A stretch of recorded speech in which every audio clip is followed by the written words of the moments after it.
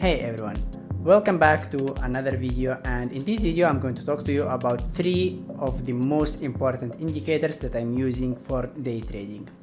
These 3 indicators are VWAP, volume weighted average price, average true range, and volume. These are the 3 indicators that I'm using, and they are of the most importance to me.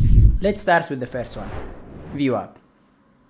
VWAP is volume weighted average price. It calculates the average price for a stock based on volume for some average period of time.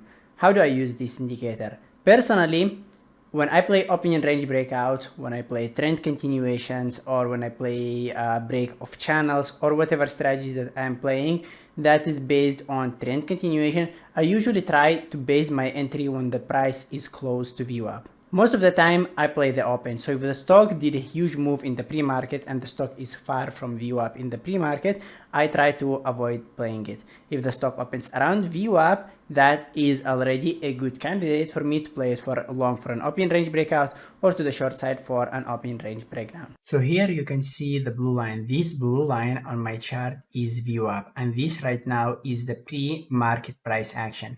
Usually when I do my preparation before the market open, after analyzing the daily chart, the 60-minute chart, the 5-minute chart, understanding the relationship between yesterday and today, one of the first strategies that I play at the open is the opening range breakout.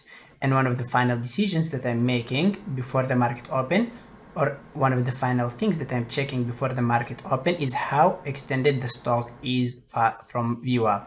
If the stock is far from VWAP, like in this case, you could see at 9.29 the stock dropped 70 cents or 80 cents below VWAP, I will not be playing it for an opinion range breakout. It is far from VWAP. For an opinion range breakout, I need it to be somewhere around it.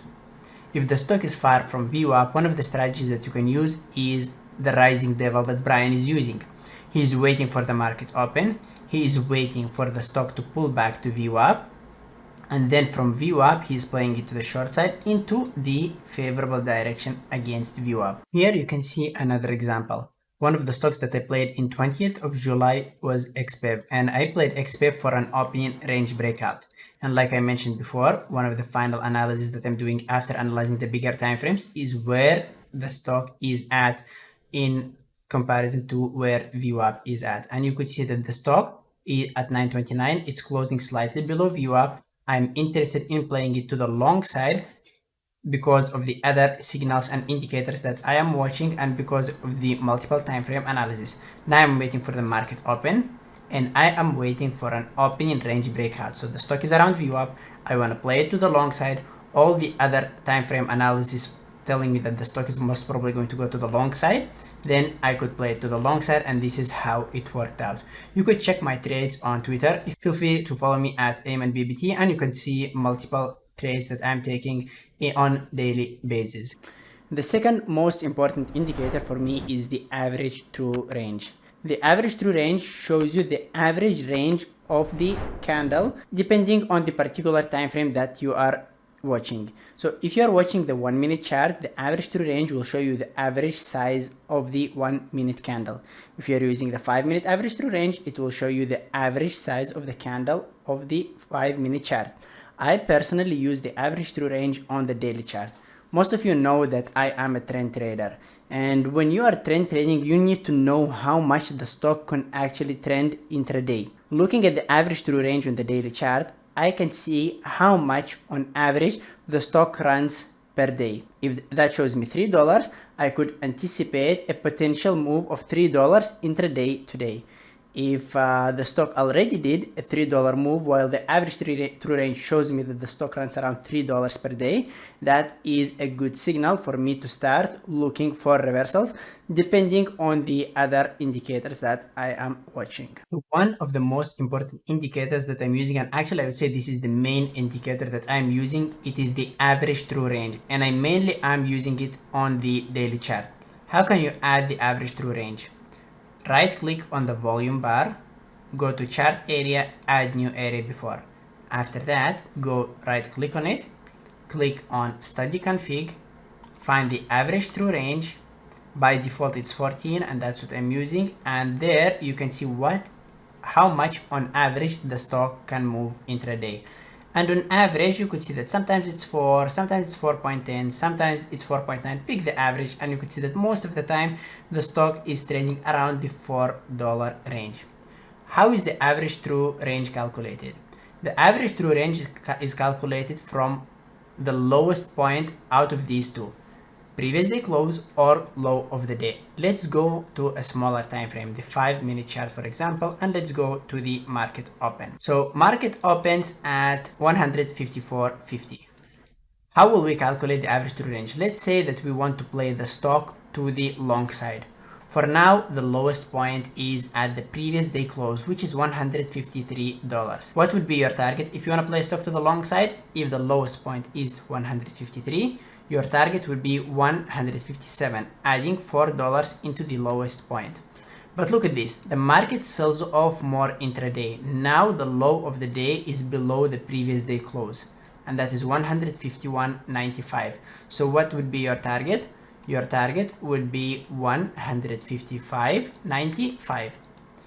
Remember that the average true range is just the average. It's not a 100% accurate indicator. Usually when I'm playing a stock to the long side or to the short side, I go for the average true range minus 20% of the average true range. The average true range is $4 based on the daily chart, minus 20%, which is 80 cents. I will usually be targeting around 155. Sometimes stocks makes a bigger move, sometimes it's smaller move, but I prefer to get filled around the 80% of the ATR. Now look at this. The stock starts to top around 155.50. You know that the stock runs on average $4. The stock today made a move of $3.50, and after $3.50 it is starting to top. That is the first signal that you could start looking for a potential short. Now that you know that, all you have to do is find your reversal pattern. What reversal pattern? It really depends on your strategy. Head and shoulders, I don't know, reverse or maybe descending triangle, bear flag, double top, whatever setup you are using for a reversal, look for that around the average true range and start hunting for a reversal. Remember that it's not only about the 5-minute time frame, you need to analyze the bigger time frames. Because if the stock is really bullish on the daily chart and it just broke a major level or major channel, you cannot look for a reversal intraday when the stock is expected to run for multiple days in a row. And the final indicator that is of an importance to me is volume.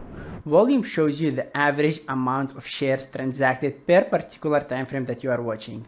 So the volume on the 1-minute chart will show you how much shares were bought and sold, or basically rotated, per 1-minute candle. On the 5-minute chart, it shows you how many candles, or how many shares, sorry, have been transacted per 5-minute candle. Honestly, I do not use volume a lot, but I watch it at some particular places. For example, if I'm playing a breakout of channel or breakouts of huge ranges, I want to see ignition volume.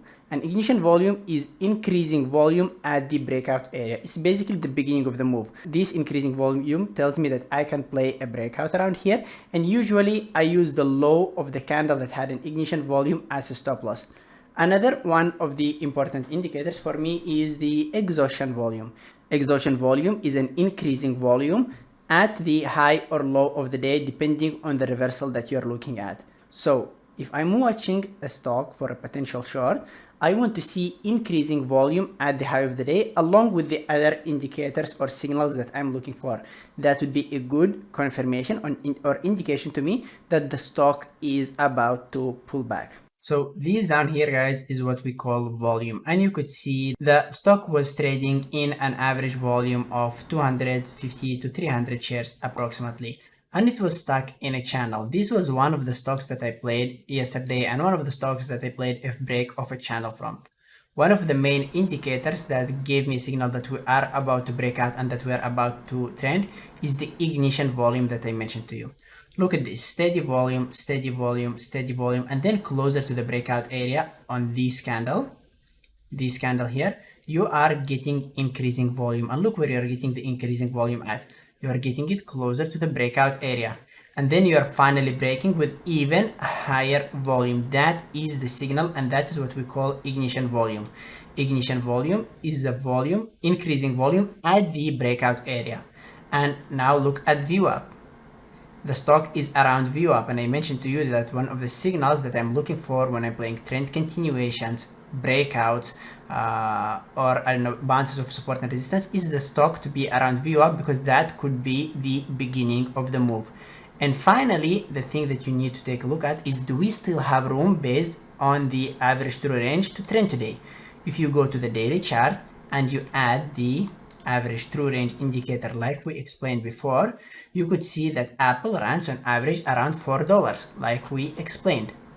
Now let's combine it all together. Stock is around VWAP, the average true range is $4, the lowest point we have is $150.40. The stock can trend up to $154.40, so there is still room to the upside.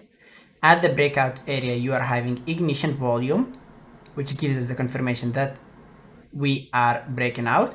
You could play to the long side here. Set stop loss at the low of the candle with the ignition volume, either this one, depending on your trading style, and set your target around the 80% of the average true range. So this is it, how I'm using the combination of these three indicators together. This is it, guys. We're coming to the end of the video, and I hope you enjoyed it. These are the three most important indicators that I'm using.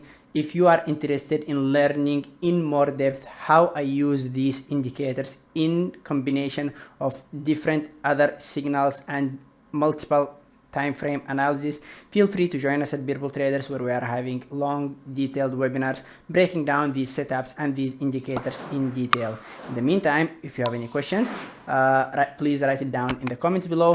Like, share and subscribe, that would be really appreciated, and I will talk to you guys on the next video. Have a good day.